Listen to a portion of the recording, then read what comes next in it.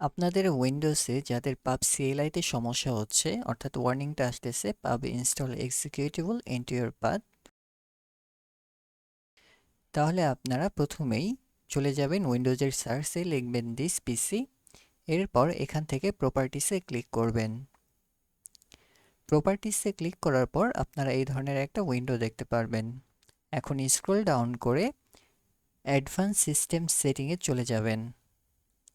এটা ক্লিক করলে আপনারা একটা ডায়ালগ পাবেন। এখান থেকে ক্লিক করা লাগবে একদম বটমের সিস্টেম ভেরিয়েবলসে। এখন যদি আপনি এররটাকে খেয়াল করেন তাহলে দেখতে পাবেন এখানে বলেছে যে সিস্টেমস পাথ, অর্থাৎ ইউজার নয় সিস্টেম পাথে এটাকে সেট করা লাগবে। তাহলে আমরা চলে যাই আমাদের সিস্টেম পাথটা কোথায়। দেখা যাচ্ছে যে আমাদের দ্বিতীয় বক্সে সিস্টেম পাথগুলো আছে। এখানে এখন এডিটে ক্লিক করব। আমরা কন্ট্রোল সি দ্বারা সি থেকে বিন পর্যন্ত কপি করে নেব।